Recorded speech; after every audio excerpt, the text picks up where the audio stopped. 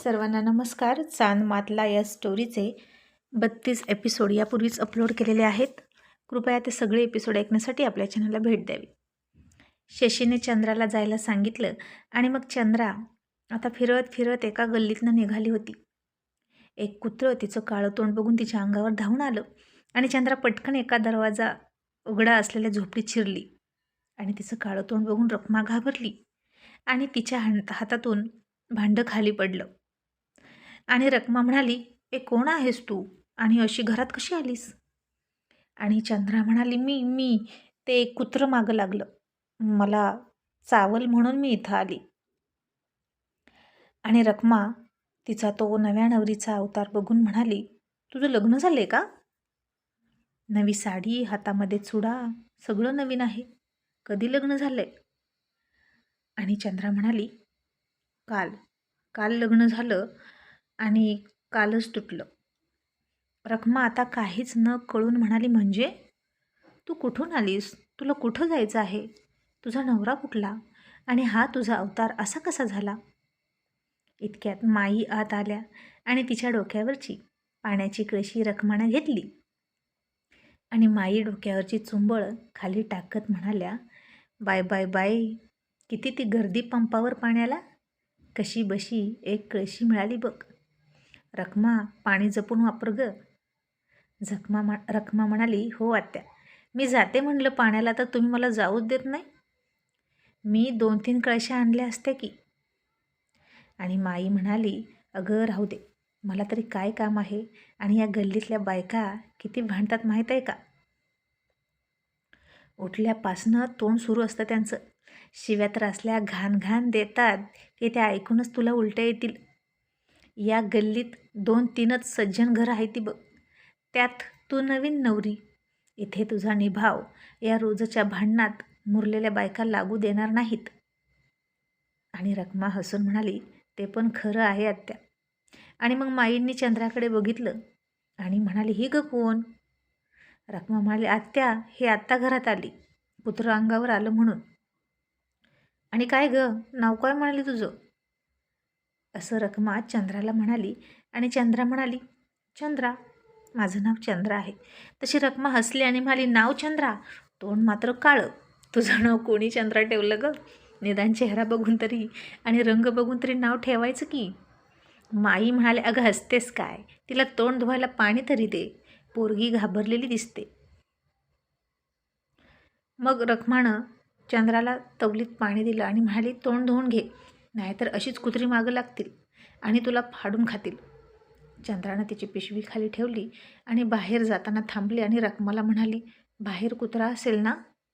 तशी माई म्हणाली, "चल मी येते, काय नाही करणार कुत्रं." आणि हाड मर की तिकडं, असं म्हणून माईंनी कुत्र्यांना हाकलून लावलं आणि चंद्रानं घासून घासून तोंड धुतलं. आता चंद्रा तोंड धुवत होती. तिच्या चेहऱ्यावरचा काळा रंग निघून जात होता आणि मघाशी काळ्या तोंडाची मुलगी बघून तिच्यावर हसणारी लोक आता थक्क होऊन तिच्याकडे बघत होती. चंद्रानं शेवटचा पाण्याचा सबकारा तोंडावर मारला. एका बोटानं चेहऱ्यावरचं पाणी खाली झटकून टाकलं आणि तिनं नजर वर केली तर तिच्याकडे बघणारी लोक तिला दिसायला लागली आणि तिला जरा संकोचल्यासारखं झालं. मघाशी पण अशीच ही लोक बघत होती वेड्यासारखी आणि आताही अशीच बघत होती. पण मघाच्या बघण्यात आणि आत्ताच्या बघण्यात खूप फरक होता.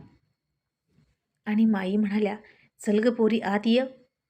चंद्रा आत आली आणि सवयीप्रमाणे साडीचा पदर तोंडाला लावणार तोंड पुसण्यासाठी इतक्यात रखमा म्हणाली, "अगं थांब थांब, साडीचा पदरसुद्धा काळा आहे की. कुठे गेलती एवढं काळ्या रंगात उडी मारायला कुणास ठाऊक.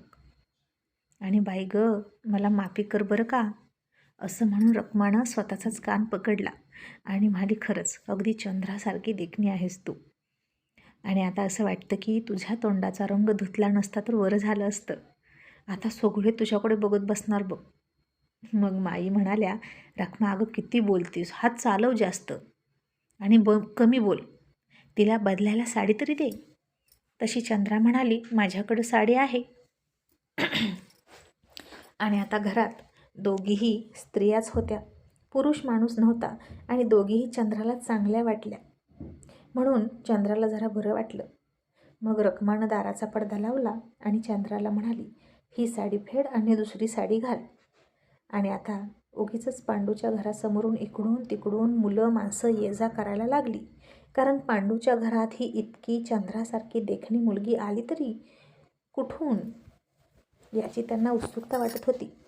मग चंद्रानं साडी बदलली आणि माई तिला म्हणाल्या, आता कशी झाक दिसते बघ, पण काय गं तुझं गाव कोणतं आणि तुझं नाव काय? रखमा म्हणाली, आत्या हिचं लग्न झालंय कालच आणि कालच तुटलं असं म्हणाली. तिचं नाव चंद्र आहे.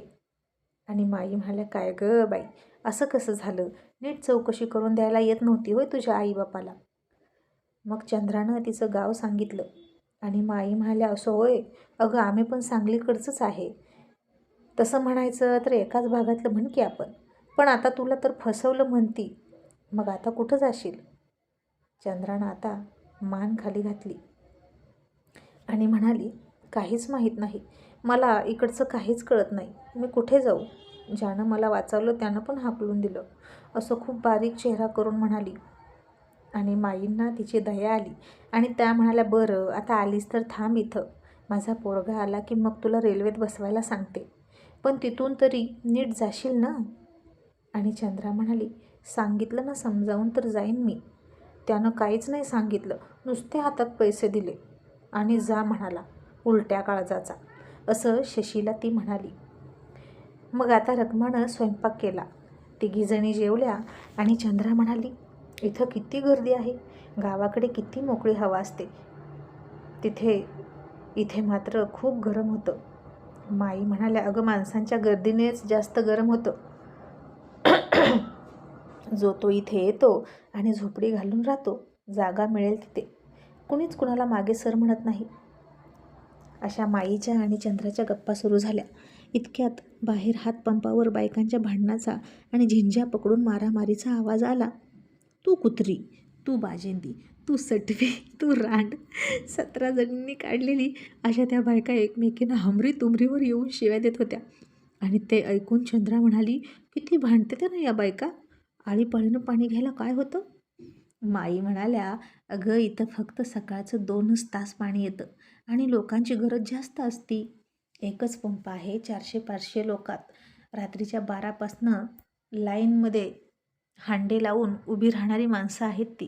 काय काय जण तर तिथेच झोपतात, नळाला पाणी आल्या आल्या नंबर लावतात आणि मग कुणाला पाणी मिळतं, कुणाला मिळत नाही. आणि मग असं एकमेकाला समजून नाही घेतलं की भांडणं होतात. आता तोपर्यंत एका बाईनं मेले मेले म्हणून खूप मोठ्यानं आरोळी ठोकली आणि खालीच बसली, कारण दुसऱ्या बाईनं रिकामी कळशी तिच्या डोक्यात टाकली होती आणि तिच्या डोक्याला जबरदस्त मार लागून केसातून बाहेर टेंगूळ आला होता. आणि हे ऐकून आता चंद्रा म्हणाली, काय झालं? ती बाई इतक्या मोठ्यानं का ओरडली? आणि माई त्यांच्या अनुभवावरून म्हणाल्या, बहुतेक कुशीनं भामीच्या डोक्यात कळशी घातली आणि आता डोक्याला टेंगूळ आलेली भामी उठली आणि तिनं कुशीनं भरलेल्या 3-4 कळशा होत्या त्या सगळ्याच्या सगळ्या मातीत ओतून दिल्या आणि म्हणाली, घे सटवे, पी पाणी, माझ्या डोक्यात कळशी घालतेस का? तसा कुशीला पण राग आला, तिने पण भामीचं पाणी ओतून दिलं. तेवढ्यात नळाचं पण पाणी गेलं आणि दोघी बोंबलत बसल्या.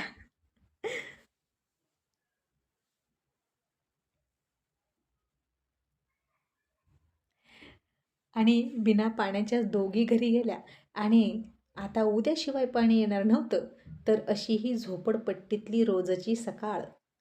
रोज कोणाची तरी भांडणं आणि मारामारी असायची. अन्न, वस्त्र, निवारा या साध्या गरजासुद्धा नीट भागू न शकणारी ही झोपडपट्टीतली जनता. इथे जगण्याचीच मोठी लढाई होती. रोज पोटाची खळगी भरण्याची मारामारी होती. छोटे मोठे रोजगार आणि रस्त्यावरचे धंदे करून लोक पोटं भरत होती. वस्तू चोरायच्या, चोर बाजारात विकायच्या, लोकांची पॉकेट चोरायची, गाडीचे पार्ट चोरणे आणि विकणे, फुगे विकणे, बुड्डी का बाल विकणं, केसांवर फुगं, प्लास्टिकची भांडी, चपला विकणे, असं सगळं हात गाड्यावर ढकलत ढकलत गल्लीभर फिरणारी आणि 4-2 पैसे कमावणारी माणसं होती. आणि जी कोणी तरुण मुलं आहेत ती मग गिरणीमध्ये तरी कामाला असायची किंवा एखाद्या गँगमध्ये तरी सामील असायची, पांडूसारखी. पॉकेट चोरताना, वस्तू चोरताना पोलिसांनी पकडलं, 4-2 दिवस तुरुंगात बिनभाड्याच्या घरात राहायचं. 2-4 फटके खायचे आणि मग पोलिसच कंटाळून कंटाळून शेवटी सोडून देतात. आणि काही काही जणांना तर बाहेरपेक्षा तुरुंगातच बरं वाटायचं, कारण तिथं निवारा असतो, हवा, पाणी, अन्न पण असतं. कारण शासन माणूस मरू देत नाही, कारण त्याला जगवण्याची जबाबदारी शासनाचीच असते. पण बाहेर मात्र माणूस सुरक्षित नाही आणि जीवनाची आणि जेवणाची हमी नाही. मग आता दुपार सरून गेली. रखमा आणि चंद्रा दोघीही ओळख झाली आणि गट्टी जमली. रखमा तिच्या नवऱ्याविषयी, नव्या संसाराविषयी भरभरून बोलत होती. पांडूच्या आठवणीनं लाजायची आणि तिच्या मानेवर, गालावर पांडूच्या नखाचे, दाताचे निशाण बघून चंद्रा म्हणाली, हे काय झाले तुला? मांजरानं बोचकरलं का? आणि रखमा हसली, लाजली आणि हळूच म्हणाली, हो, बोक्यानं. बोका आहे आमच्यात, माझा नवरा. तसं आता चंद्राला काहीच नाही कळलं आणि म्हणाली, म्हणजे?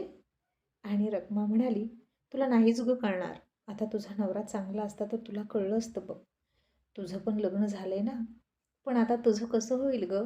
तुझ्याशी आता कोण लग्न करल? खूप वाईट झालं बघ तुझ्यासोबत. चंद्रा आता दुःखी झाली आणि म्हणाली, मला फक्त माझ्या आईकडे जायचं आहे. तिथं गेल्यावर काय होईल ते होईल. आधीच मला लग्न करायचं नव्हतं आणि त्यात हे असं झालं. त्यामुळे आता मी पुन्हा लग्न करणारच नाही. तुझा नवरा कधी येणार गं? रखमा म्हणाली, काय माहीत, 2-3 दिवसातनं एकदा येतात. रात्री कधी पण येतात आणि सकाळ झाली की निघून जातात. त्यांचा ठाव ठिकाणा मला पण माहीत नसतो आणि ते काय करतात ते पण माहीत नाही. पण जे पण करतात ना, ते माझ्यासाठीच करतात.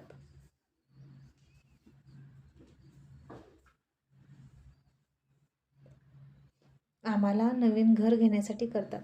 मग आम्ही या झोपडपट्टीतनं मोठ्या घरात राहायला जाणार, अशी रखमा तिला पांडूनं दाखवलेलं स्वप्न डोळ्यामध्ये उतरवत चंद्राला हरकून सांगू लागली.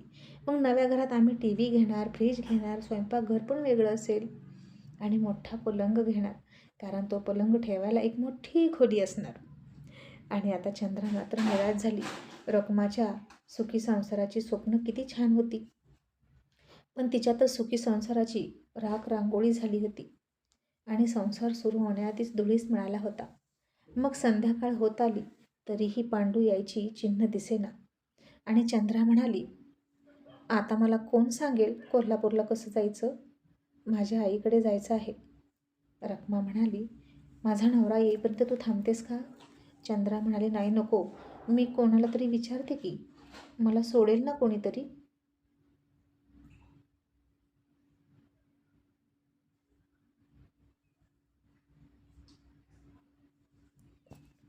आणि मी जाते, असं म्हणून ती निघाली. रखमा म्हणाली, मग एक काम कर, एका रिक्षावाल्याला विचार, ते तुला बरोबर नेऊन सोडतील बघ.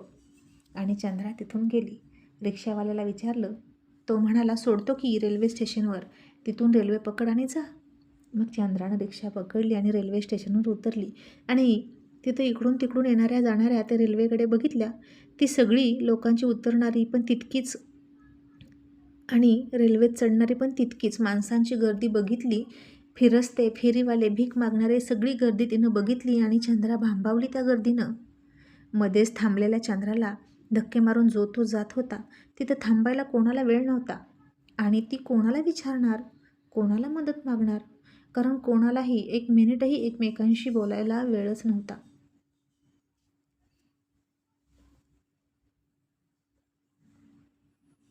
आणि चंद्राला त्या गर्दीचा उबग आला आणि ती पुन्हा पळतच त्याच रिक्षावाल्याकडे गेली आणि म्हणाली, मला जिथनं आणलं होतं तिथं सोडा. त्या रिक्षावाल्याने तिला पुन्हा त्या गल्लीत आणून सोडली. चंद्रा पुन्हा रखमाकडे आली आणि म्हणाली, मी तुझा नवरा येईपर्यंत वाट बघते. ती गर्दी बघून त्या गर्दीत मी हरवेल की काय असंच मला वाटलं. आणि रखमा म्हणाली, अगं निवांत बस, फक्त आम्ही दोघीच तर असतो इथे, तुला घाबरायची कारण नाही. मग चंद्रानं आता तिच्या छातीजवळचं ते लॉकेट काढलं आणि त्याच्याकडे पुन्हा एकटक बघत बसली आणि तिला पुन्हा तोच चुंबनाचा प्रसंग आठवायला लागला. मग आता कशी होणार शशी आणि चंद्राची पुनर्भेट? ते दोघे एकमेकांना ओळखतील का? हे पाहणं इंटरेस्टिंग ठरणार आहे. थँक्यू.